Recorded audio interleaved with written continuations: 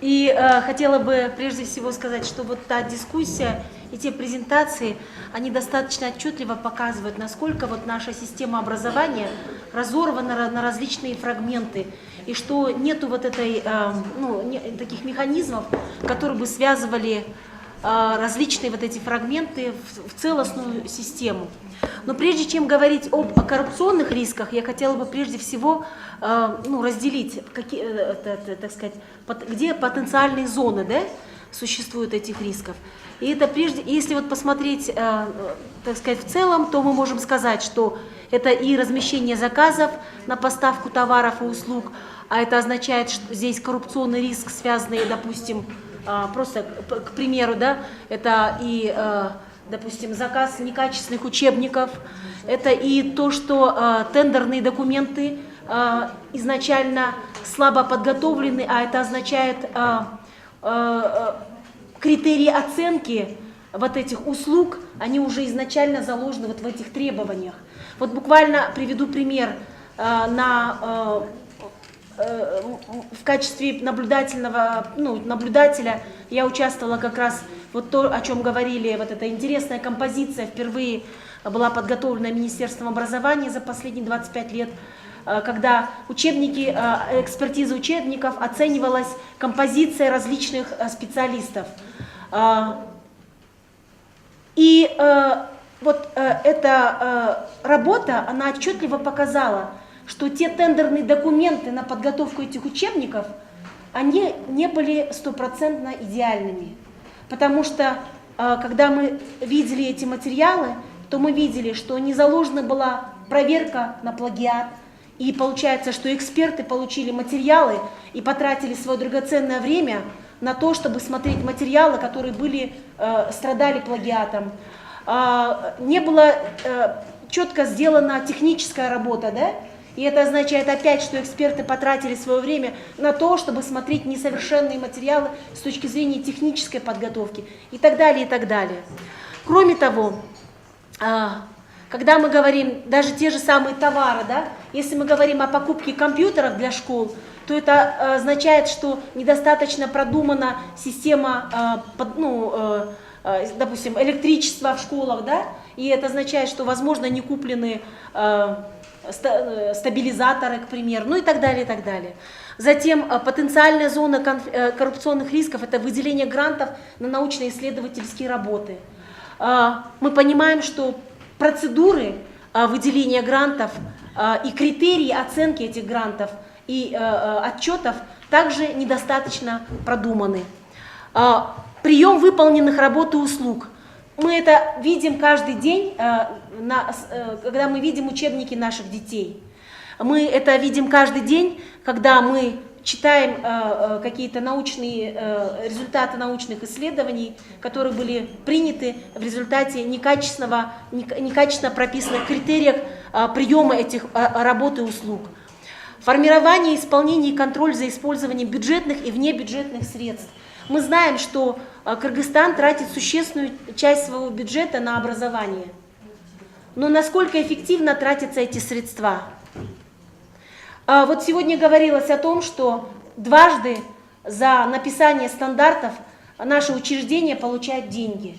Деньги государственные и затем деньги, которые выделяются через инвестиции международных институтов. И это опять же говорит о том, что у нас нет анализа использования и контроля за бюджетных и внебюджетных средств. Принятие нормативно-правовых актов. Я сегодня говорила о том, что стандарты – это прежде всего прерогатива Министерства образования, потому что стандарты – это политика.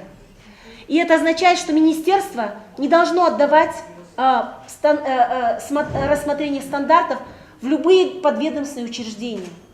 Это означает, что министерство должно рассматривать стандарты внутри министерства и продвигать эти стандарты для всех своих подведомственных учреждений. Это означает, что сотрудники министерства должны лучше всех знать эти стандарты, а не ссылаться на то, что разработчики в виде Киргизской академии образования лучше знают стандарты, потому что они их писали. Это просто нонсенс, когда я слышу это на заседаниях Координационного совета по качеству и стандартам. принятие нормативно-правовых актов, нарушение процедур рассмотрения нормативно-правовых актов показывает о том, что на каждом этапе мы получаем некачественные документы. Почему важно соблюдать вот эти все процедуры нормативно-правовых актов? Выдача лицензий. Это также является зоной коррупционных рисков, где также должны быть четко прописаны все шаги и алгоритм действий. Надзор за деятельностью организаций. Это поле непаханное для, так сказать, коррупционных действий. Назначение на должности. То же самое. Это тоже достаточно серьезный коррупционный риск. Выдача аттестатов, дипломов, сертификатов. Мы на каждом шагу имеем, встречаемся с фактами, когда даются липовые аттестаты или липовые дипломы или какие-то сертификаты. Кроме того, проведение конкурсов, аттестации, квалификационных экзаменов при найме аттестации кадров. Вот сегодня говорят о новой системе аттестации, которая вводится Министерством образования. Но проведя слушания в Аше и Караколе, мы увидели о том, что эта система недостаточно хорошо продумана, и она недостаточно серьезно мотивирует учителей для того, чтобы подавать на эту аттестацию и для того, чтобы проходить ее. Нету гарантии того, что она не будет проходить с коррупционными, так сказать, рисками. Проведение экзаменов, олимпиад, конкурсов. Это тоже поле непаханное, где у нас сплошная коррупция, коррупция погоняет, к сожалению. Сдача в аренду помещений земельных участков. Это тоже зона коррупционного риска, когда ресурсы, которые выделяются для системы образования, могут либо нанести ущерб детям, в случае, если сдана в аренду, допустим, под ларек, который продает водку или там табак или еще чего-то, либо украсть какие-то помещения, допустим, для рекреационных действий детей, наших детей, могут быть уведены. Строительство и ремонт. Это самый, во всем мире строительство и ремонт, это считается и вот строительство дорог, это самые коррупционные зоны, где тонут деньги. Прием в детские сады, школы, вузы, аспирантуру, докторантуру. Опять же, здесь, начиная от самого приема, если четко процедуры не прописаны и нет четкого мониторинга, то, соответственно, здесь также возникают все эти риски. Ну, факторы, я просто хотела сказать о том, что советская система образования, которую мы все время там пытаемся ссылаться, к сожалению, уже нет. И ценности правила уже тоже нет. А новая система, она, к сожалению, еще не сложилась. Утечка мозгов, о которой я говорила сегодня, это также фактор, который влияет на вот эту систему образования и на эти факторы коррупциогенные. Та реформа, которую проводит Министерство образования, она проводится на фоне глобальных изменений в мире, в образовании, на рынке труда в связи с мобильным интернетом, миграцией, изменением геополитического баланса в мире и демографией. Кроме того, в результате вот этих всех факторов идет разрыв поколений у нас. У нас идет разрыв не только поколений между молодежью и стариками, у нас идет еще разрыв между богатыми и бедными. Средний класс, к сожалению, еще очень узкий. Понятие интеллектуальной и частной собственности у нас все еще является до сих пор за 25 лет все еще новым. А это основополагающие элементы капитализма, который мы строим. Низкий уровень оплаты труда в секторе и мотивация в секторе образования также являются фактором, который влияет на уровень коррупциогенности. И я считаю, один из таких ключевых факторов, что министерство не в полной мере занимается политикой образования. Что делать? Как я уже сегодня говорила, Совет обороны в помощь министерствам и ведомствам собрал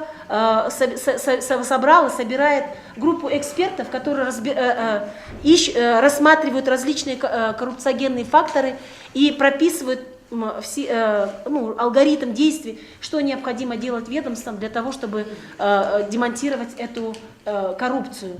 То есть такая превентивная мера. Да, это медленно, но это эффективно, и мы уже, как общественный совет, мы видим определенные мелкие, небольшие изменения в этой сфере.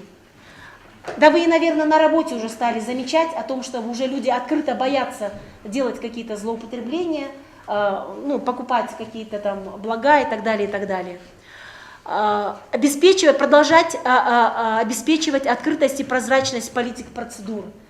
Чем более открытым будет доступ к информации, чем более открыты будут материалы различные, исследования, которые колоссальное количество проведено в секторе образования, но которые до сих пор недоступны ни для научных сотрудников, ни для самих работников министерства, ни для самих сотрудников сектора. Продвигать академическую целостность политика процедур в области образования и науки.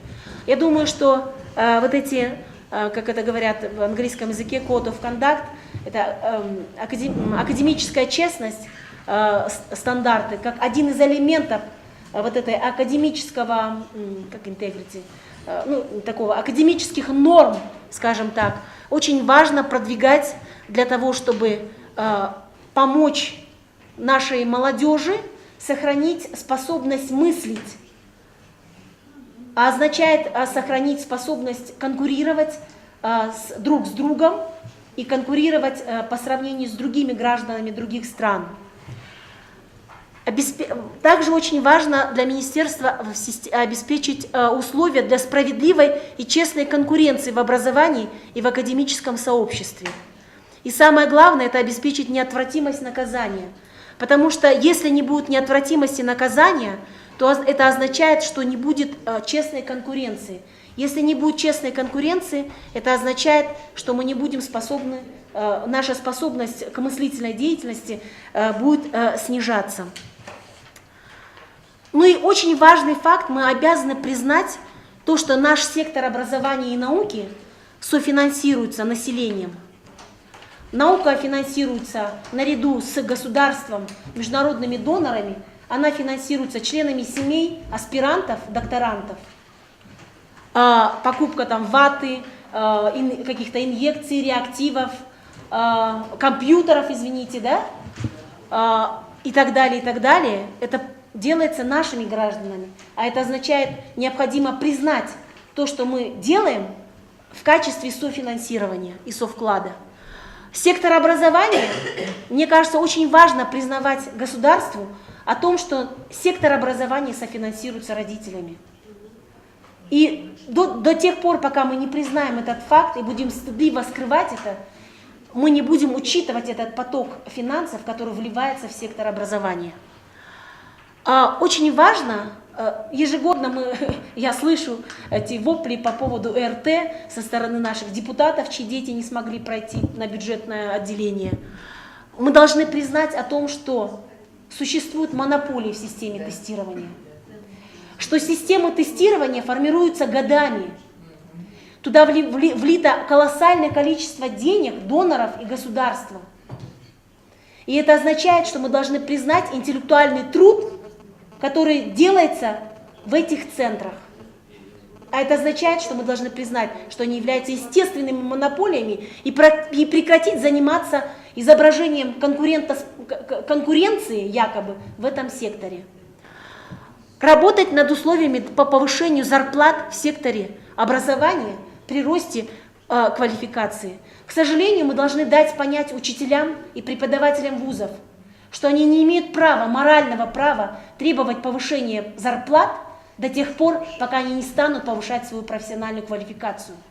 Мы никогда не покупаем низкого качества хлеб, потому что каждый себя уважающий пекарь, прежде чем продать нам этот хлеб, он все-таки учится и находит рецептуру, экспериментирует и так далее, прежде чем продать свой хлеб.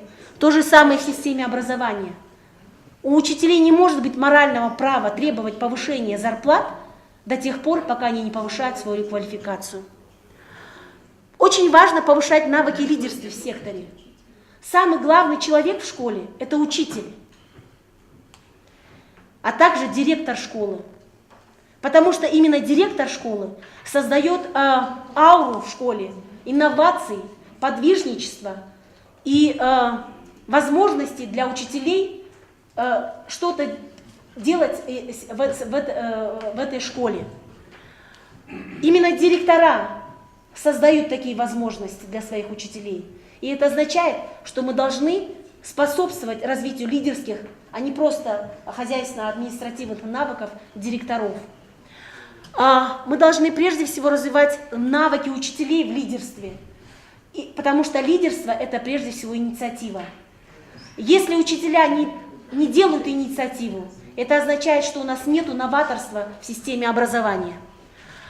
Каждый год я слышу о том, что мы должны детям предоставить интернет. Уже доказано.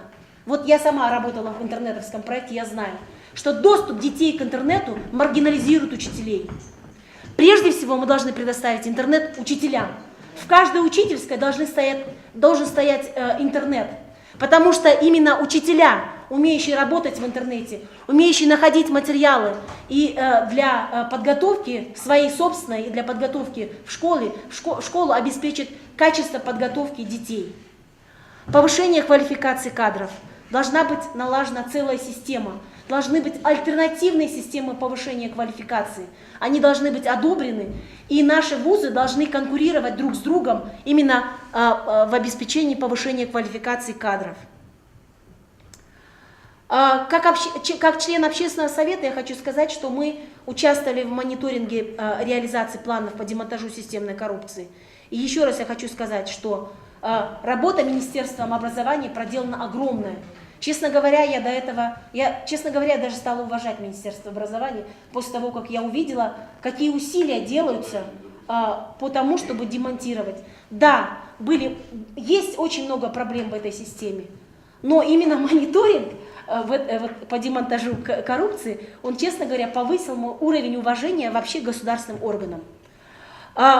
Из 68 антикоррупционных мероприятий выполнено 52. Но и эти 52% требуют постоянного мониторинга, потому что отсутствие мониторинга не будет способствовать устойчивости тех результатов, которые происходят. Частично выполнен 21 пункт и не выполнено 27. Мониторинг реализации демонтажа системной коррупции показал, что у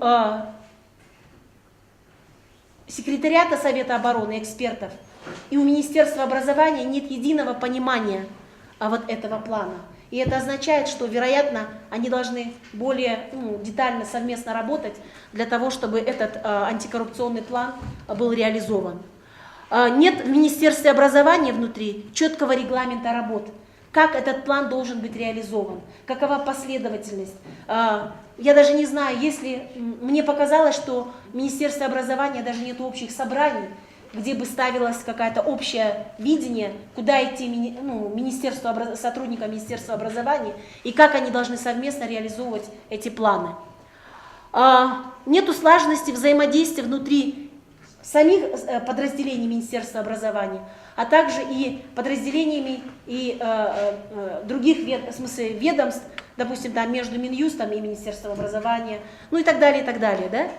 Да? Существует и видна со стороны низкая коммуникация и доступ к информации между подразделениями в Министерстве образования.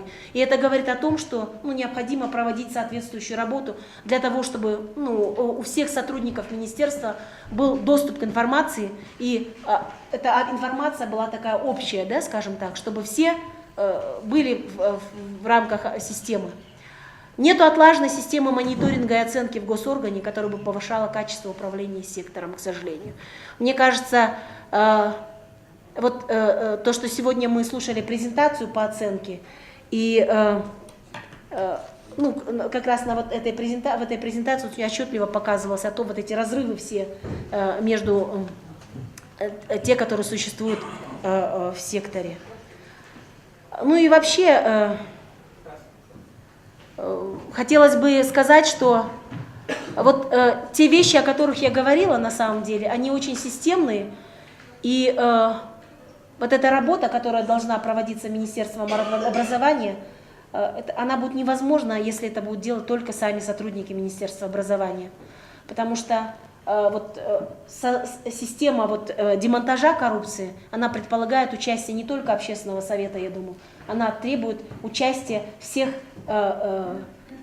субъектов системы образования, потому что именно вы каждый день видите несправедливость системы или какие-то проблемы, или родители видят свои некачественные учебники, или какие-то там рабочие тетради, которые разрабатываются. И поэтому очень важно, чтобы мы все вместе помогали Министерству образования в демонтаже этой системной коррупции. Ну вот, наверное, все. Я думаю, что очень много было выявлено в процессе демонтажа этой системной, разработки этого плана.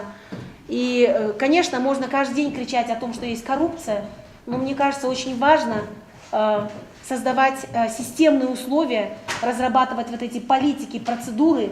Это очень скучная работа, но она требуется. Вот сегодня вы слышали о том, что мы не можем сделать шаги по дальнейшей институционализации стандартов без определенной работы, которую обязано выполнять Министерство образования по написанию именно этих политик и процедур и вот этих НПА, для того, чтобы система образования сдвинулась и для того, чтобы были созданы условия для академической свободы и творчества в системе образования. Спасибо большое.